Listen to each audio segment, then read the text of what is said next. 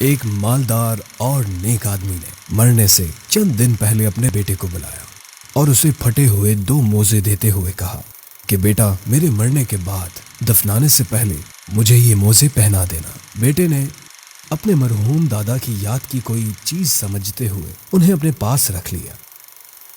وقت گزرتا گیا اور چند دن بعد اس آدمی کا انتقال ہو گیا۔ اس آدمی کو غسل دینے کے بعد بیٹا وہ پھٹے موزے لے آیا اور والد کے پاؤں میں وہ موزے پہنانے لگا۔ لوگوں نے اسے بتایا کہ مردے کو کفن کے علاوہ کوئی اور کپڑا پہنانا جائز نہیں ہے، لیکن وہ بیٹا نہ مانا۔ علاقے والے اسے مسجد کے امام صاحب کے پاس لے کر گئے تاکہ وہ اسے سمجھائیں، مگر بیٹا اپنے والد کی وصیت کے آگے کسی کی سننے کو تیار نہیں تھا۔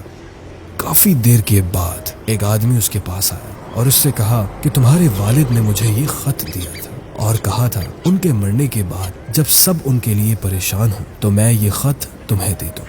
بیٹے نے وہ خط لیا اور اسے پڑھنا شروع کیا۔ اس خط میں لکھا تھا کہ اے بیٹے دیکھ، مرنے سے پہلے انسان کتنی جائیداد بناتا ہے، کوٹھیاں، بنگلے، گاڑیاں اور بھی بہت کچھ بناتا ہے، لیکن وہ اپنے ساتھ پھٹے ہوئے موزے بھی نہیں لے جا سکتا۔ تو پھر ساری زندگی صرف اس دولت کو کمانے میں لگے رہنے کا کیا فائدہ؟ تو بیٹا اپنی دنیا سے زیادہ اپنی آخرت کی فکر کرنا اور صرف مال جمع کرنے میں اپنی قیمتی زندگی کو ضائع مت کرنا۔